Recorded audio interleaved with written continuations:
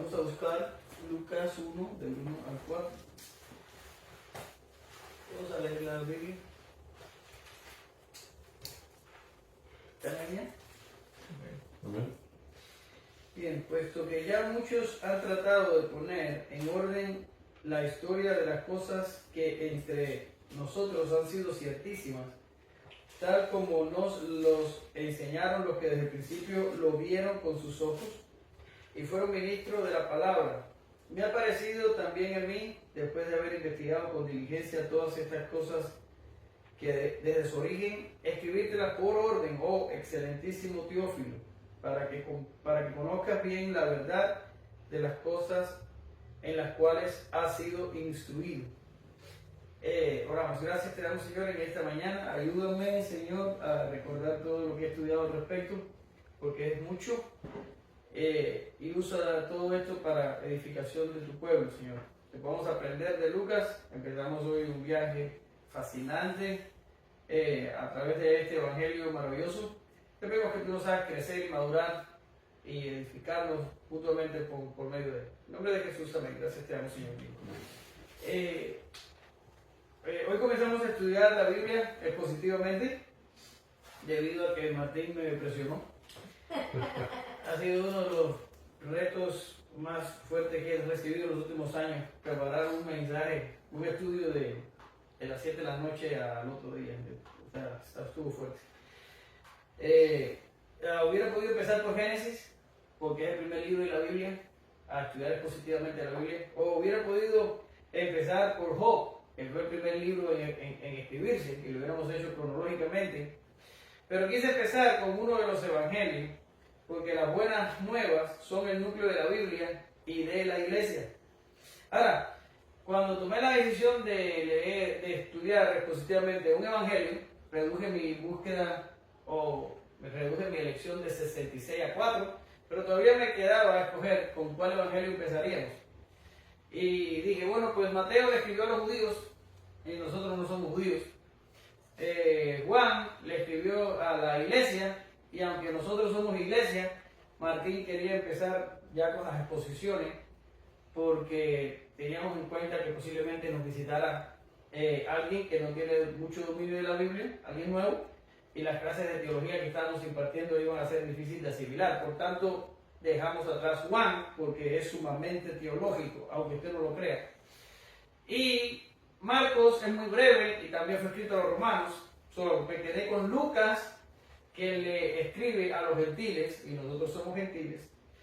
Y el evangelio de Lucas nace de la necesidad que él vio de Teófilo, que estaba nuevo convertido y estaba siendo instruido, y él quiso hacer estos dos tratados, no solo Lucas, sino también Hechos, para ayudar a Teófilo. Y Martín tenía el mismo sentir por si llegaba alguien nuevo convertido o que no tuviera dominio de la escritura. Por tanto, en eso nos vamos a aparecer.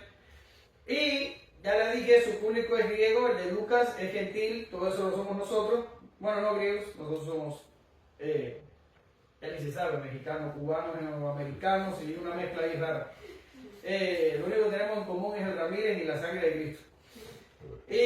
Y dice, donde las buenas nuevas caían como un agua fresca en la cultura decadente, los griegos daban importancia a lo académico, a lo filosófico, pero esto no resolvió el problema del pecado. Eran educados, pero no santos.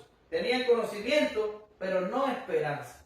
Cuando ustedes oyen estas palabras, la comunidad griega o gentil a la que Lucas le escribe en un margen más amplio, se parece mucho a la actualidad que vivimos nosotros hoy. Una actualidad que glorifica lo académico, lo filosófico, pero es una sociedad hundida en el pecado. Hay mucha educación, pero la gente no practica la santidad. La gente adquiere conocimiento, pero no tienen esperanza de lo que vendrá después. ¿Verdad que sí? Por tanto, el mundo no ha cambiado mucho después de todo, y definitivamente empezaremos con Lucas. El contenido es esperanzador, porque cuando hice el mensaje tenía 14 puntos. Y dije, si pongo eso en el contenido, la gente se va a caer para atrás de la silla y se le va a dar un accidente vascular encefálico. Dije, por tanto voy a dejar 2, pero en realidad hice trampa, porque este tiene 4 y este tiene 10. Vamos a hacer una introducción breve al Evangelio de Lucas y después vamos a estar viendo las secciones positivas. Bien, vamos a pasar a la introducción al Evangelio. ¿Quién es el que escribe el Evangelio según San Lucas? Pues Lucas.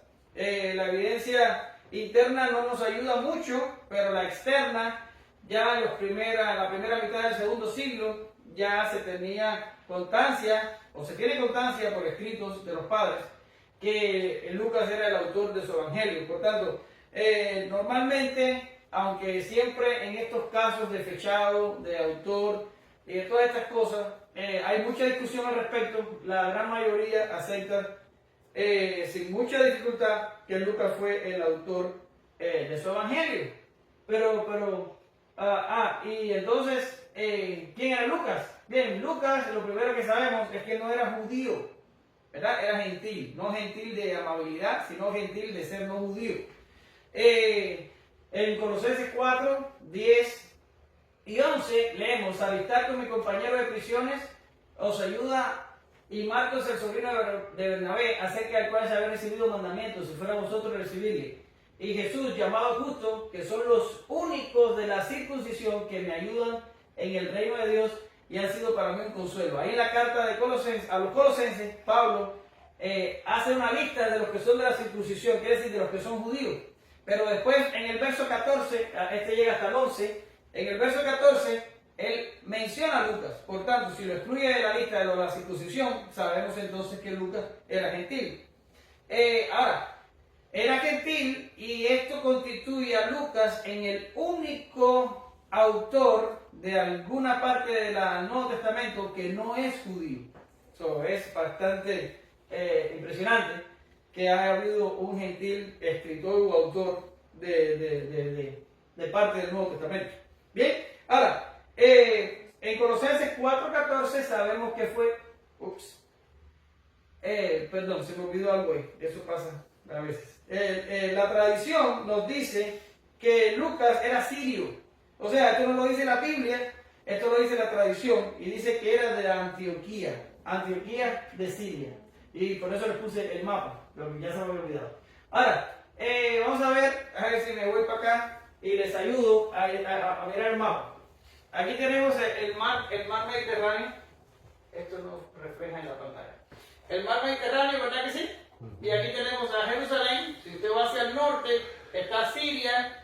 Y en Siria estaba Antioquía de Siria. De ahí proviene Lucas. No puede confundir a la Antioquía de Siria con la Antioquía de Pisidia, que está acá arriba.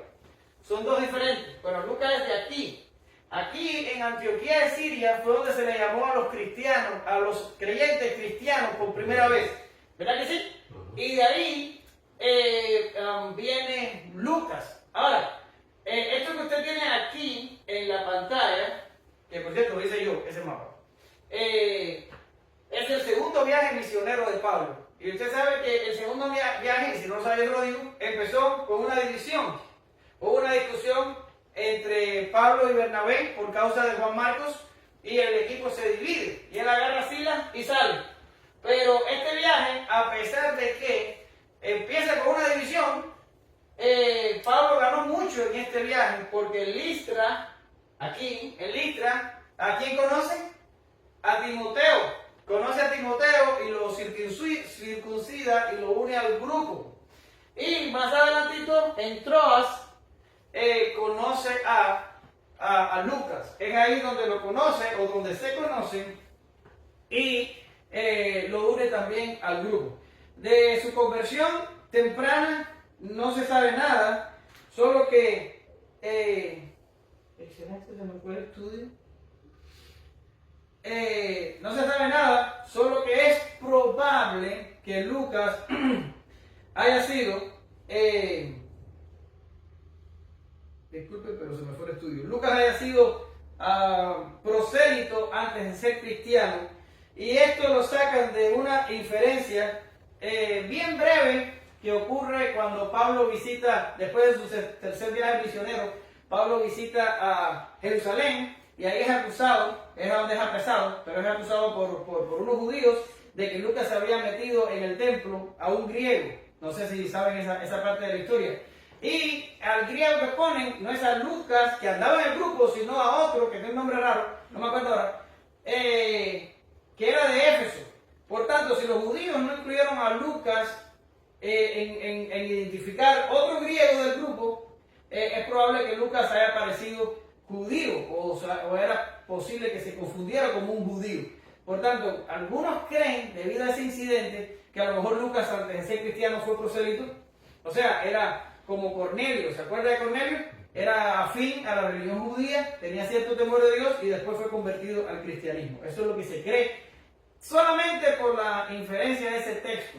Ustedes van a decir, bueno, los comentaristas tienen mucha imaginación. A veces sí, a veces tienen imaginación, bastante. Bien, pero se conocen en Troas, y se conocen en Troas por causa, y esta es la siguiente diapositiva, de que Lucas era médico y Pablo tenía una enfermedad de la cual se ha escrito mucho, pero en realidad no se sabe cuál era la enfermedad que tenía. Pero hay consenso en la mayoría de los comentaristas de que la enfermedad era una enfermedad del cuerpo, ¿ya? Y aquí en Gálatas 4:13 Lucas dice, pues vosotros sabéis que a causa de una enfermedad del cuerpo os anuncié el evangelio al principio. Por tanto, cuando Pablo estuvo en la región de Galacia, Pablo se enferma. Vamos a mirar atrás el mapa. En la región de Galacia, ven Galacia allí, en todo lo que está allí, Iconio, Listra, Antioquía, todo eso. Y de ahí él pasa a Troas y allí recibe la visión del macedonio que le está diciendo, pasa acá y ayúdanos, ¿ya? Y entonces de ahí es que va a Filipo, pero Troas se encuentra con Lucas y lo une al grupo porque necesitaba los cuidados médicos de él. Esto es lo que ¿cómo se dice? Se infiere. Por eso es que dice, os saluda Lucas, el médico amado y Demas, en el Colosenses 4:14. Y aquí en Hechos 16:10 dice lo de la visión del macedonio. Dice, cuando vio la visión, enseguida procuramos partir para Macedonia, dando por cierto que nos llamaba para que le anunciásemos el Evangelio. Quiere decir, el relato de Hechos hasta este momento había sido un relato en tercera persona. Y aquí Lucas se incluye en el relato. Pues al incluirse en el relato, se supone que es cuando él se une, que es en Troas. ¿Ya?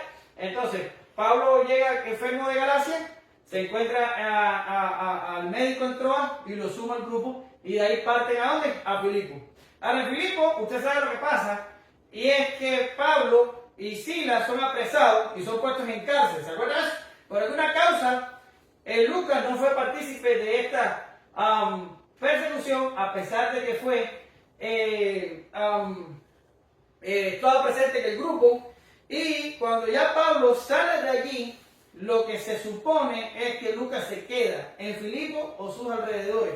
¿Por qué razón? Porque la narración vuelve a tercera persona, y y Lucas ya no se incluye más hasta Hechos capítulo 20, en el verso 5. De nuevo en Troas se vuelve a encontrar con Pablo ya en su tercer viaje misionero. Quiere decir, Lucas debió estar en esa zona de Filipo unos 6 años, y después se vuelve a encontrar con Pablo en Troas, y de Troas regresa a Jerusalén, que es lo que le contaba ahorita.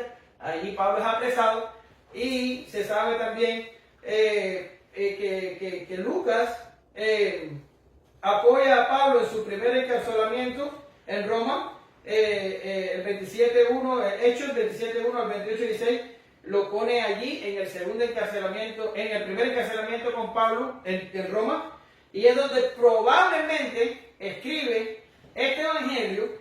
Y también las referencias en segunda a Timoteo 4:11 lo ubican también con Pablo en su segundo encarcelamiento, que es el famoso texto cuando dice, solo Lucas está conmigo, ¿verdad?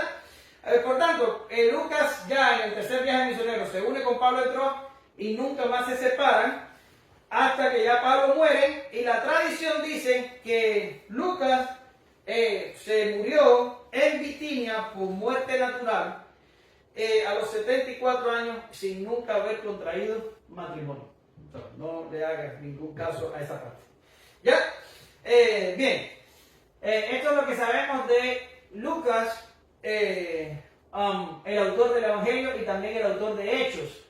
Ahora, ¿quién es el destinatario? El destinatario es Teófilo, que significa amante de Dios. Ahora, vamos a hablar un momentico de Teófilo, porque ahí la diapositiva no dice absolutamente nada. Y hay dos teorías. Hay una teoría que dice que Teófilo era un dignatario del gobierno, bien conocido, griego y culto, que se había convertido recientemente. Esta es la idea que yo acepto. Ahorita cuando lleguemos a la posición, a la parte expositiva, les voy a explicar más sobre eso. Pero hay otros que dicen que Teófilo es simple una figura hipotética que Lucas usa como para decir, yo estoy escribiendo este evangelio para los griegos, y está pensando no en una persona en particular, sino en un margen más amplio, pero piensan así porque los primeros 4 versos del Evangelio de Lucas que estamos viendo hoy no tienen forma de epístola, por tanto no es una epístola. Si hubiera sido dirigido a una persona como Teófilo, hubiera sido una epístola, pero no tiene la estructura, no es epistolar. Por tanto, la gente dice, no, Teófilo es imaginario, es una figura que Lucas usa para dirigir su evangelio a un público gentil. Bien, a mí me gusta más la primera, que sea Lucas real, y después lo vamos a explicar un poquito más. Ahora, el lugar donde se escribe, posiblemente desde Roma. Ya le digo, Lucas estuvo con Pablo en su primer encarcelamiento, y probablemente ya para los tiempos que él estuvo preso, Pablo, en Roma, ya el evangelio de Lucas circulaba. ¿Y por qué lo sabemos? Porque el libro de los Hechos termina con Pablo en su primer encarcelamiento predicando abiertamente el evangelio sin impedimento. Si usted va al final de Hechos, déjame ver si tengo la cita aquí, Hechos 28 del 30 al 31, usted se da cuenta de que Hechos termina con Pablo encarcelado, pero no en una cárcel, sino en una casa, y abiertamente predicado, y lo hizo por más de 2 años. Por si Hechos termina así, el evangelio es anterior a eso. Y también lo ponen en Roma. La fecha es del 60 al 62. Esta fecha la tomé de MacArthur. Hay otros comentaristas que dicen que fue un poco más tardía. Incluso hay algunos que lo fechan después de la caída de Jerusalén. Pero de todo lo que leí, y de todo lo que vi, y de todo lo que he visto, la fecha que más me gusta es esta. Se escribió originalmente en griego. Y es un griego académico, es un griego muy bueno. Habla de que este hombre era un erudito, era una persona que sabía escribir y que sabía lo que estaba haciendo. El estilo literario es narración histórica, que ya ustedes en las clases de hermenéutica chocaron con este género y estuvieron aprendiendo algo al respecto. El estilo que Lucas refleja es de un historiador meticuloso, académicamente preparado y culto. Y usa terminología griega generalmente, y las citas del Antiguo Testamento provienen de la Septuaginta, que es la versión griega del Antiguo Testamento. Y generalmente cita el Antiguo Testamento cuando Jesús habló del Antiguo Testamento, pero él directamente no lo cita. Por tanto, eso recalca más el hecho de que estaba escribiéndole a personas que no estaban familiarizados con la fe judía. Bien, el propósito del Evangelio, según Lucas 1:4, es confirmar la fe de Teófilo. Lucas escribió un evangelio ordenado, basado en una cuidadosa investigación, dirigido especialmente a la mentalidad griega. Ahora, las divisiones del libro es la introducción al Hijo del Hombre. Ahí están las citas, y ustedes tienen el estudio, yo se los mandé. El ministerio del Hijo del Hombre, después. Luego el rechazo del Hijo del Hombre. Y por último, la crucifixión y resurrección del Hijo del Hombre. Ahora vamos a hablar sobre la teología que encontramos en Lucas. Lo primero que tenemos que decir es que Lucas presenta a Cristo como el Hijo del Hombre. Ya se dio cuenta de las divisiones. ¿Ya? Y dice Lucas 19:10, porque el Hijo del Hombre vino a buscar y a salvar lo que se había perdido. Quiere decir, para Lucas, Jesús no es el Mesías, aunque lo es, no estoy diciendo que no lo sea, pero él más lo identifica como el Hijo del Hombre.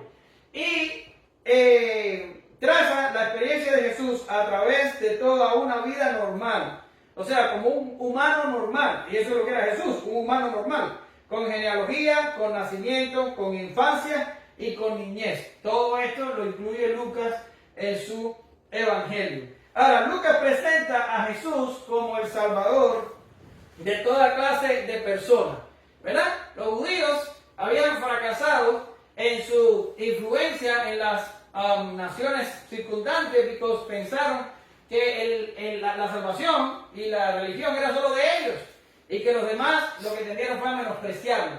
Y Lucas, escribiéndole a una audiencia gentil, Lucas presenta a Jesús como el Salvador universal del mundo, el Salvador de toda clase de personas. Salva a judíos, salva a samaritanos. Ahí están las citas y las citas también están en el estudio que yo les mandé. Por supuesto que no tenemos tiempo para leerlo. Salva a samaritanos, a quienes tenían otras religiones, salva a hombres y mujeres, publicanos y fariseos, ricos y pobres. Lucas presenta a Jesús salvando a todo tipo de personas. Es un Salvador universal o un Salvador para todas las etnias, ¿verdad que sí? Ahora, Lucas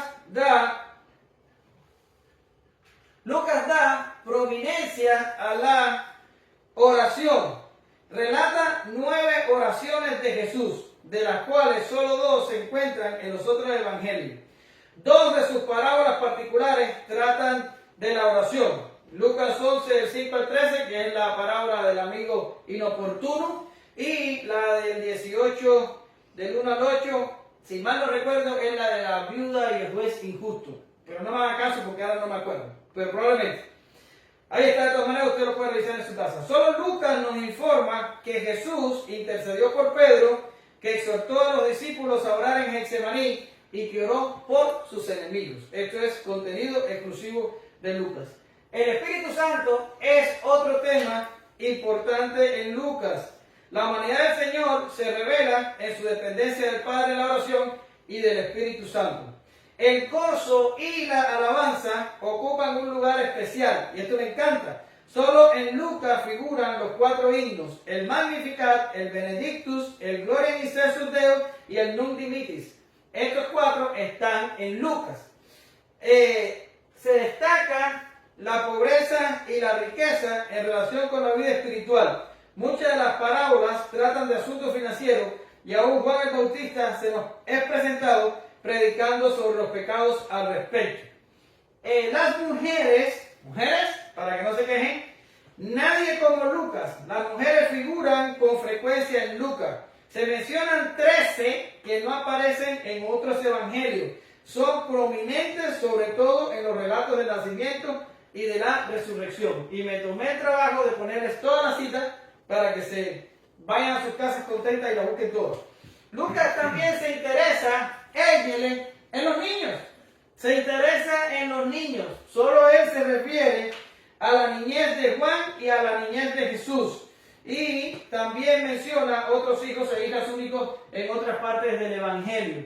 Estas cosas en las que Lucas toma interés, como en los pobres, las mujeres, los niños, era algo totalmente extraño a la cultura de los tiempos de Jesús. Y esto fue ayudado primero porque no era judío el hombre y no tenía esos prejuicios, y segundo porque era médico y en su profesión estaba acostumbrado a lidiar con el dolor humano y a lidiar con las personas más débiles y más olvidados de la sociedad. Pues él se vuelca a ellos en el Evangelio y relata los eventos en el que Cristo cruzó con este tipo de gente y le extendió salvación, ¿verdad? Y lo último, se los traje porque me enteré con Alex o con Dani, yo no lo sabía, pero se los traje, de que Lucas es el autor que más ha contribuido al Nuevo Testamento. Porque si uno lo piensa, dice, bueno, Lucas escribió 2 libros, Pablo escribió 13, entonces Pablo gana. No gana, porque si contamos el número de palabras, Lucas escribió o contribuyó con el Nuevo Testamento en 37.932 palabras, que figura en el 27.48% del Nuevo Testamento. Seguido por Pablo, con 32.408, para un 23.48%, y Juan, con 28.091, para un 20.35%. Hay más autores, pero estos son los 3 que más colaboran, pero Lucas les gana a todos. Ni se creen que me pasé la madrugada contando palabra por palabra. Lo saqué de internet. La fuente no, es verificada, no ha sido verificada, es probable que no coincida con otra bibliografía, pero lo que sí sabemos es que Lucas fue el que más contribuyó al Nuevo Testamento. Es impresionante que un gentil haya hecho tal aporte, ¿verdad que sí?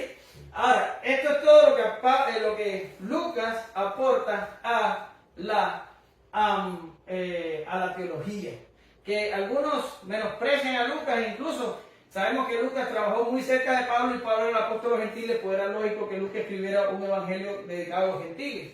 Pero hay algunos que dicen que no se ve doctrina en Lucas, no se ve doctrina paulina en Lucas, y se meten por el caminito y tratan de buscar problemas. Sin embargo, yo no hubiera podido traer ese análisis, pero en realidad hubiera hecho demasiado largo la introducción. Hay un análisis de que sí se encuentra, sobre todo en los eventos de la institución de la Santa Cena, o de la Cena del Señor, se ve que el lenguaje de Pablo y de Lucas es casi idéntico. Y podemos ver otros lugares donde se ve que Lucas está tomando de Pablo.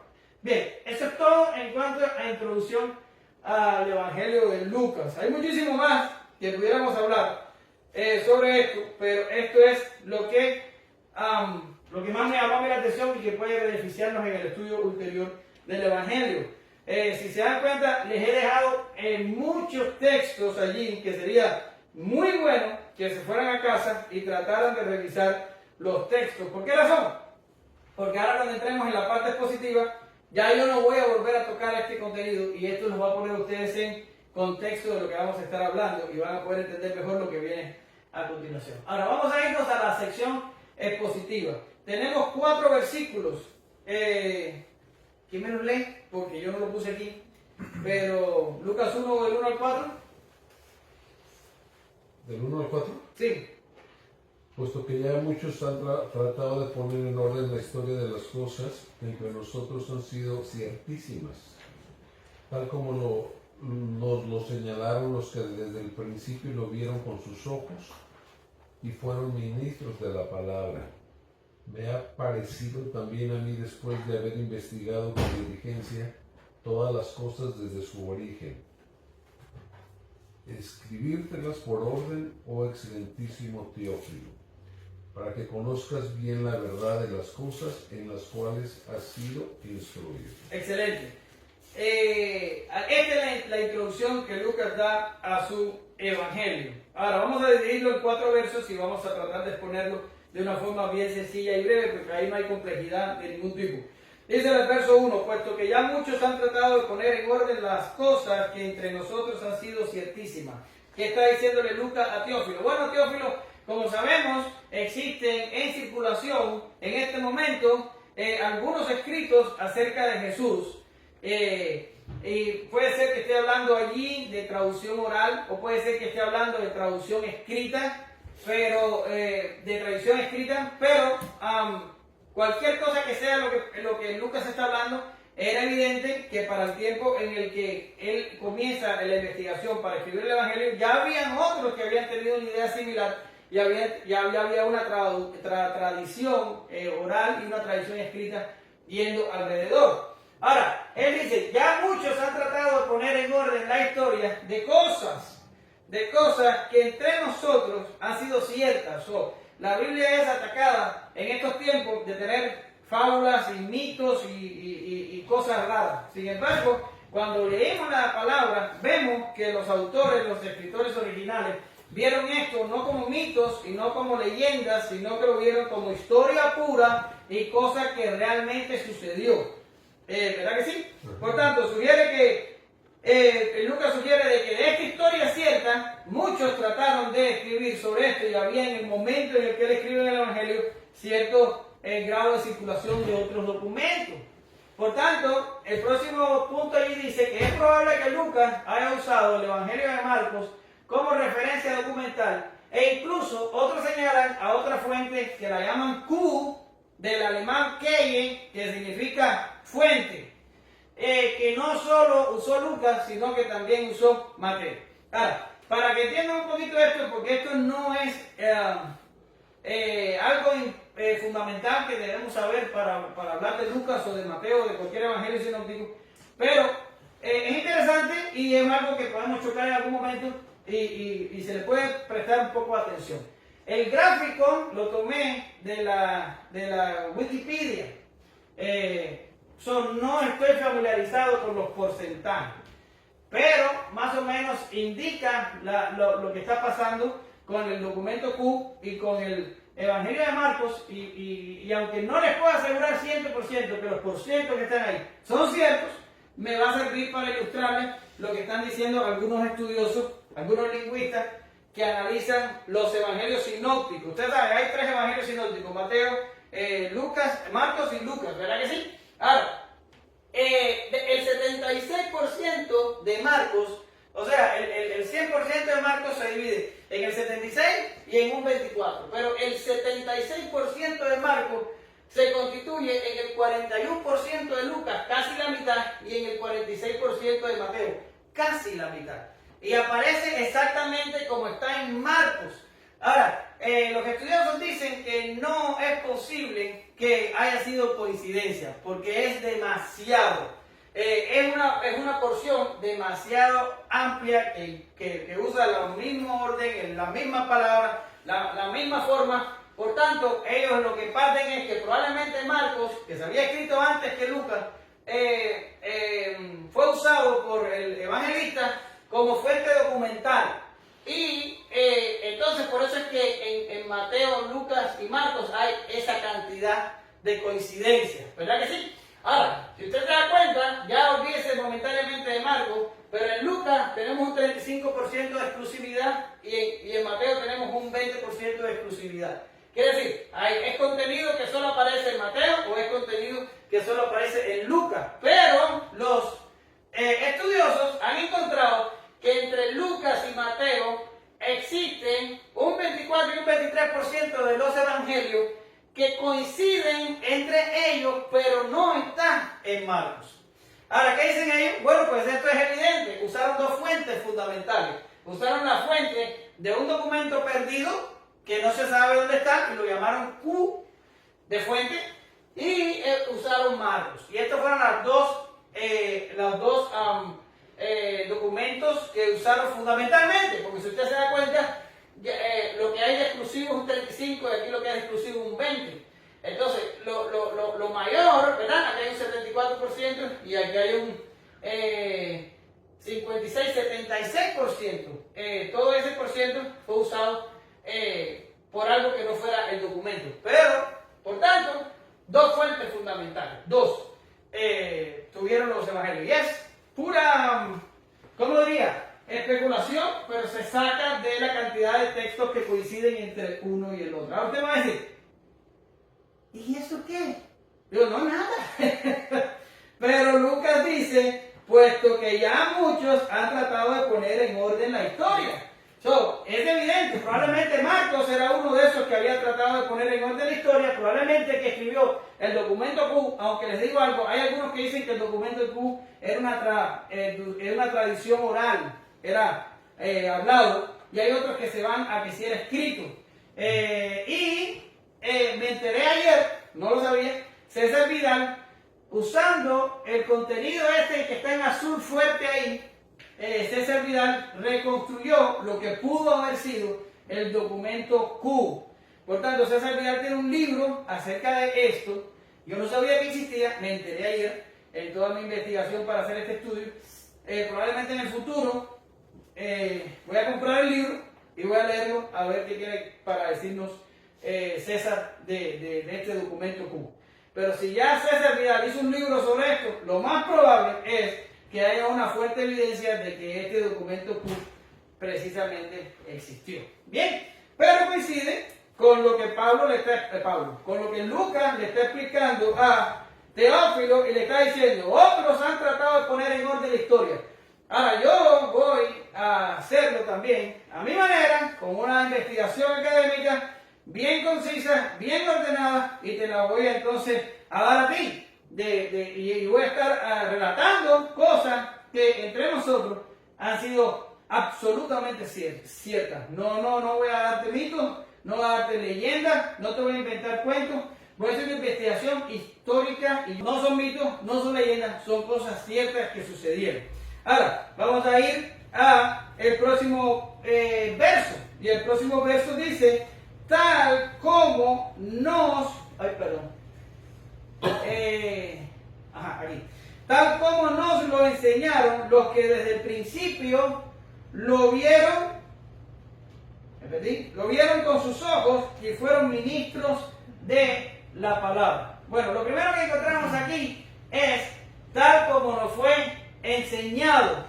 Ahora, lo primero es que la iglesia primitiva, la iglesia fundacional, lo que empezó después de la ascensión de Jesús, fue una iglesia que dependió de la predicación y de la enseñanza exclusivamente.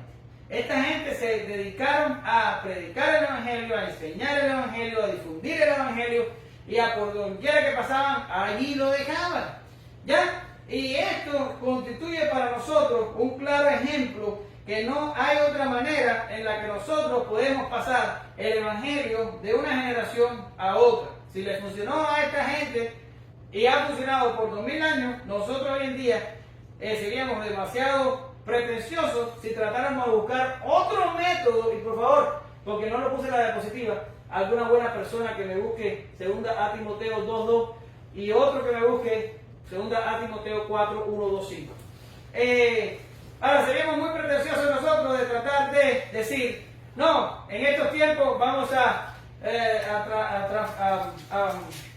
difundir el Evangelio usando otros métodos. No, Dios ha instituido que el Evangelio se transfiere o se divulga por medio de la predicación y la enseñanza. ¿Ya? ¿Quién tiene 2 Timoteo 2:2? Lo que has oído de mí ante muchos testigos, esto encarga a hombres fieles que sean idóneos para enseñar también a otros. ¿Lo ves ahí?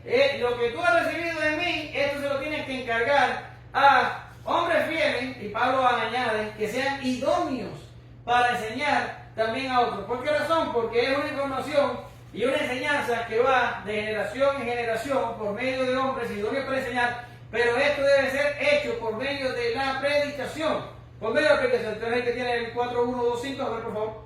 Te encargo delante de Dios y del Señor Jesucristo, que juzgará a los vivos y a los muertos en su manifestación y en su reino, que prediques la palabra, que intentes a tiempo y fuera de tiempo, redarguye, reprende, exhorta con toda paciencia y doctrina. ¿Y el 5? Dice, pero tú, sé sobrio en todo, soporta las aflicciones, haz obra de evangelista, cumple tu ministerio. ¿Lo ven ahí? La manera en la que Pablo está pasando de la antorcha a este Timoteo, se da cuenta que 2 Timoteo es ya Pablo encarcelado, es ya Pablo listo para morir, es Pablo pasándole la antorcha a su pupilo Timoteo. Le está diciendo, no, mira, puedes a lo mejor hacer esta manera o intentar otra para que el evangelio sea transmitido. No, Pablo le dice, tienes que predicar la palabra a tiempo y fuera de tiempo. En la versión en la traducción del lenguaje actual, cuando usted lee este versículo, él dice que tienes que predicar la palabra incluso aunque te parezca que no es el momento indicado. Quiere decir, incluso si tú tienes y tú dices, no es el momento para predicar. La Biblia te dice, aunque tú creas que no es el momento indicado, tienes que predicar el evangelio. Y le manda a Timoteo a cumplir su ministerio de hacedor de evangelista. Esta es la manera en la que el evangelio es extendido. Y esta es la manera en la que Lucas lo reconoce y se lo transmite a Teófilo. Por eso es que le dice, ¿dónde está? Tal como nos lo enseñaron los que desde el principio lo vieron con sus ojos y fueron ministros de la palabra. ¿Lo recibieron cómo? Por predicación y enseñanza. ¿Verdad que sí? Ahora, lo otro importante que hay ahí es que Lucas usa testigos presenciales. Y es una lástima, ya estaba cansado, ya no podía más y no les pude hacer un gráfico, pero hubiera sido muy interesante que ustedes lo vieran en un gráfico. Pero les voy a pedir que se lo imaginen. Jesús, más o menos, debe haber nacido unos 2 o 3 años antes del año 0, ¿verdad? Porque por un error de cálculo que se produjo en el que hizo el calendario, Jesús no nació en el 0 como piensan otros. ¿Ya? Ahora, vamos a suponer que Jesús nació por ahí, por el 4 antes de Cristo, ¿verdad? Ahí nació, vivió 33 años. Sobre el año 30 más o menos, Jesús estaba muriendo en la cruz del Calvario. Y estamos diciendo que el Evangelio se escribió en el año 60 al 62, más o menos, es la fecha que más me gusta a mí de lo que estamos valorando. ¿Ya? Ahora, si el Evangelio, dense cuenta de que los historiadores dicen que más o menos Jacobo murió en el año 62, que fue muerto a espada. ¿Se acuerdan? Que mataron primero a Jacobo y después iban a matar a Pedro. ¿Se acuerdan? En Hechos. Bueno, Jacobo murió en el 62. Quiere decir, ya para cuando Lucas está escribiendo Hechos, un poco posterior al 62, ya tenía que haber estado escrito el Evangelio, porque en Hechos dice, en mi primer tratado te hablé de esto, ahora en mi segundo tratado te voy a hablar de esto otro. Por tanto, el Evangelio es muy posible que haya estado más o menos en esos años, en el 60-62. Por eso lo ponemos ahí. Ahora, testigos presenciales. Estamos hablando de gente que estaba viva y no habían pasado tampoco tantos años. Habían pasado desde la muerte y resurrección de Jesús unos 30 años, nada más. ¿Ya? Y yo no me acuerdo mucho de lo que pasó hace 30 años, porque yo tenía 10 años. Pero tú sí te puedes recordar posiblemente de lo que pasó hace 30 años. Sí. Ya, y a lo mejor en unos años yo me voy a acordar, si Dios me bendice mi cerebro, de lo que pasó hace 30 años. No es difícil de recordar estas cosas. Por tanto, Lucas usó testigos presenciales, testigos oculares que habían visto lo que él estaba relatando. No era un cuento de que fulanito me contó, de que el otro le contó, de que el otro le contó. No era fuente secundaria, terciaria y cuaternaria. No. Fuentes de que habían visto con sus ojos. Una cosa también que hace Pablo. ¿Se acuerdan cuando Pablo en 1 Corintios capítulo 15 habla de la resurrección? Y Pablo le dice, primero se apareció a Cefas, primero se apareció a no sé quién, y después a Cefas, y después como a 500 hermanos. Y dice, de muchos de los cuales están vivos ahora mismo, los pueden ir y preguntar, pueden contrastar lo que yo les estoy diciendo con las personas que todavía están vivas y fueron testigos del evento que yo les estoy explicando. Es muy fuerte. ¿Sí? Ustedes a lo mejor, después del trabajo, percibir esto, porque no son historiadores, y yo tampoco, pero los historiadores dicen que los relatos de los evangelios son muy fuertes, históricamente hablando, porque fueron escritos en un periodo muy corto después que sucedieron los eventos y tuvieron acceso a testigos presenciales. Es sumamente fuerte. ¿Ya? Era demasiado poco tiempo. Era muy poco probable que la tradición, lo mismo que fuera oral o escrita, se haya corrompido tanto como para que le llegara a Lucas una cosa que no sucedió. Lucas tuvo fuente fidedigna, gente presencial que vio lo que pasó y se lo contó a él. Son cosas que no podemos tomarlas a la ligera. Estas cosas sucedieron de verdad. ¿Ya? Ahora, de lo contrario, para terminar el pensamiento, alguien de ese tiempo se hubiera dado cuenta de la mentira y se hubiera dado cuenta que lo que estaban contando en realidad no sucedió, hubieran dicho, no, eso es mentira, y alguien lo hubiera escrito diciendo que eso fue mentira. Pero no encontramos nada de eso en los registros históricos. Por tanto, el testimonio de los evangelistas era un testimonio fiel y exacto de lo que pasó. Ahora, investigando y transmitiendo, me ha parecido también a mí, después de haber investigado con diligencia todas las cosas de ese origen, escribírtelas por orden, oh excelentísimo Teófilo. Ahora, ustedes me preguntarán, bueno, este hombre, a pesar de que era cristiano, era gentil. Y a pesar de que era gentil, usó métodos ordinarios, usó la investigación histórica y usó lo que él conocía en su cabeza para llegar a los eventos. Bueno, y no que la Biblia es inspirada por el Espíritu Santo. ¿Cómo se reconcilia los métodos humanos usados por este hombre, Lucas, y cómo se reconcilia el Espíritu Santo inspirándolo a hacer un escrito autoritativo? Bien. Perfectamente se unen. ¿Por qué? Porque la providencia dirige a Lucas por medio de su pericia académica a hacer esta investigación y lo dirige usando lo que ya está en su cabeza. La inspiración no era que los escritores entraban en trance y entonces escribían ahí en un trance. No, ellos escribieron con la historia sucediendo alrededor de ellos, experimentándola en primera persona y teniendo una idea humana acerca de lo que estaba pasando. La gente, los escritores de la Biblia escribieron según su cultura, según su idioma, en el contexto histórico que estaba pasando las cosas. El Espíritu Santo usó todo eso para producir lo que nosotros hoy tenemos como la Escritura. Eso nos deja una lección para nosotros porque a veces se cae, se va a un extremo o se va al otro. La gente le encanta los extremos, yo no sé por qué le gustan los extremos, pero se va al extremo de decir, no, yo no necesito ir a una escuela y aprender y estudiar teología ni hacer nada de eso. No, yo leo la Biblia, a mí el Espíritu Santo me revela lo que yo necesito saber. Eso es una falacia.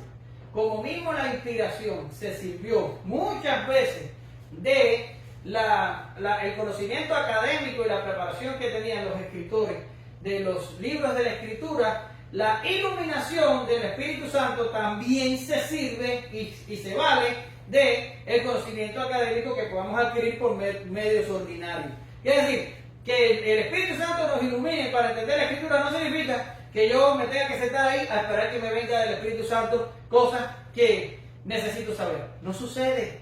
Generalmente lo que nosotros leemos en la Biblia no nos lleva mucho más lejos que si viene un maestro que tiene la preparación académica adecuada y nos enseña cosas más allá que nosotros bajo ninguna cosa espiritual lo vamos a poder entender. No funciona. La iluminación se vale también del conocimiento académico y de la preparación que pueda tener el agente en cuestión. Ahora, usted dice, bueno, pues yo no, a mí me da cosas, yo no quiero hacer. Pues no lo hagas.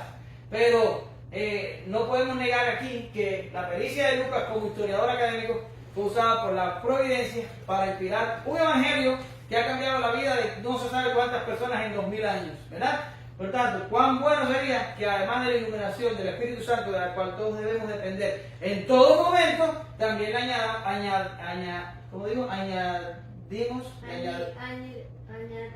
le podemos añadir a eso nuestra preparación. Es que ya el inglés ya me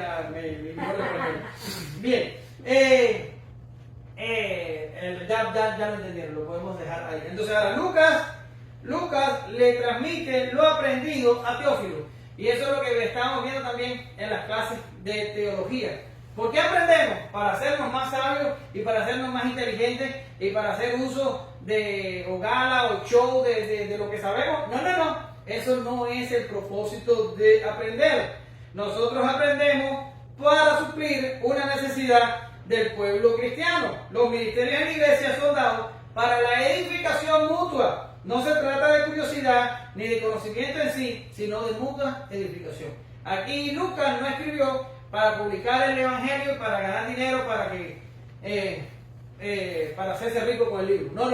Él lo escribió porque Teófilo posiblemente necesitaba de ello. Él respondió a una necesidad en el pueblo de Dios. Y gracias a Dios porque lo hizo.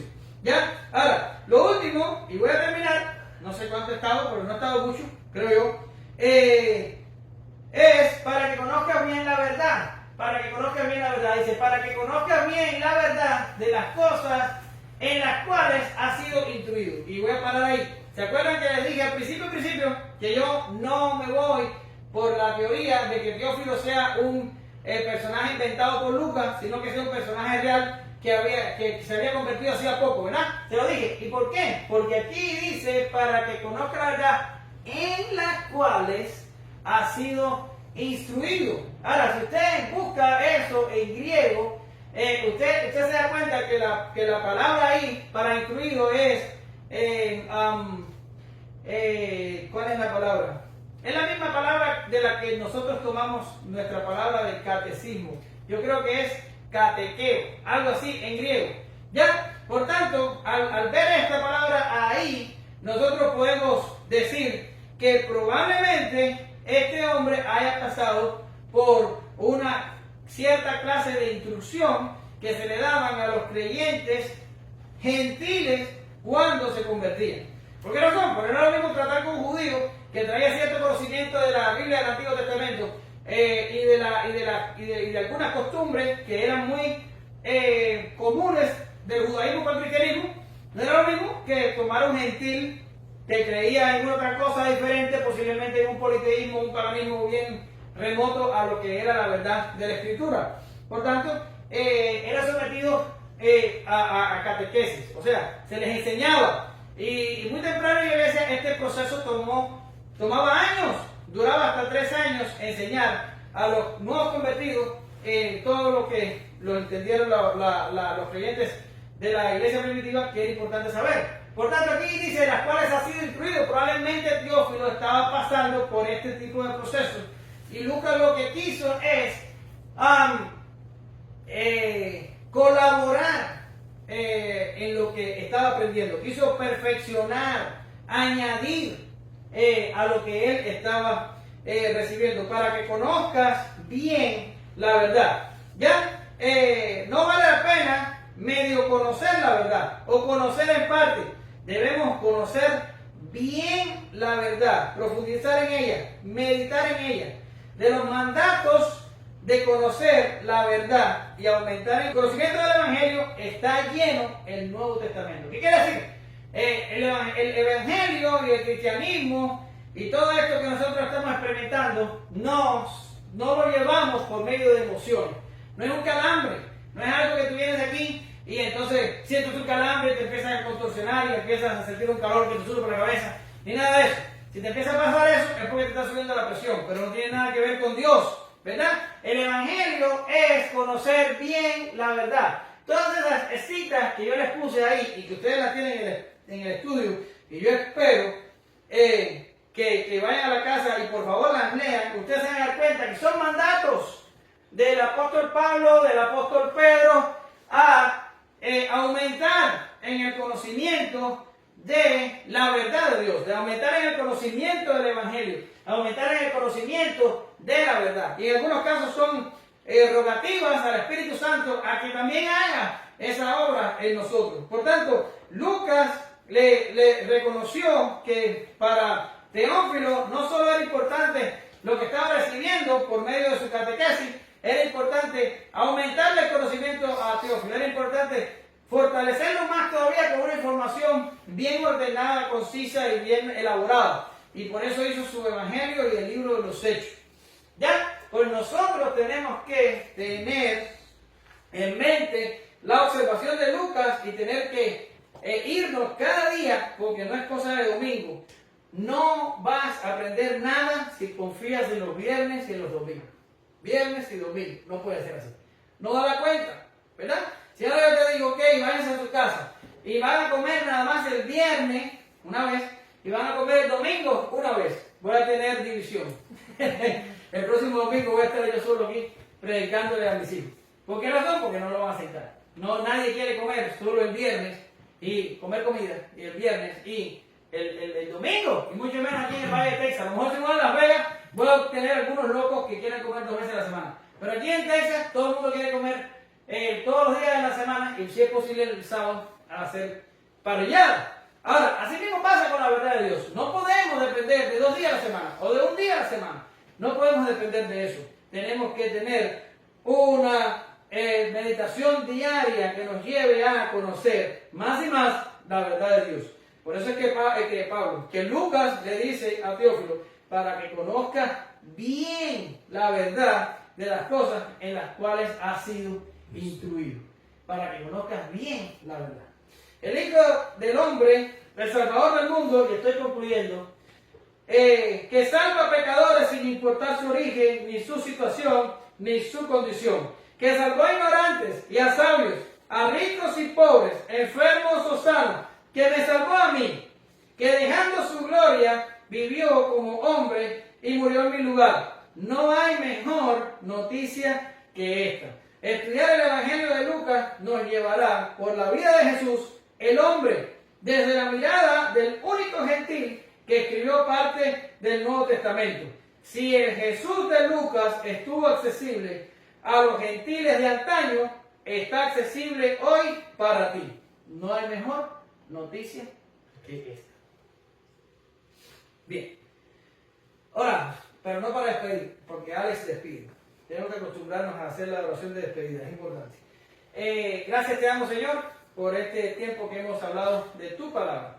Gracias, Padre, porque a ti te agradó que un gentil, que un médico, que un historiador académico investigara todas estas cosas que sucedieron, que son ciertísimas y que las necesitaron los gentiles de aquellos tiempos y que las necesitamos nosotros hoy, en nuestra vida, en nuestro corazón y en nuestra mente. Te pedimos que tú nos ayudes en este viaje que comenzamos hoy, en este estudio de Lucas, y que podamos sacarle todo lo que podamos, Señor. No va a ser todo, porque tu palabra es inagotable, pero va a ser suficiente y va a ser lo que nuestra capacidad nos va a permitir. Pero permite que cada cosa, que cada palabra, que cada aplicación y que cada cosa que estudiemos sea para nuestra mutua edificación. En nombre de Jesús, amén. Gracias, Señor.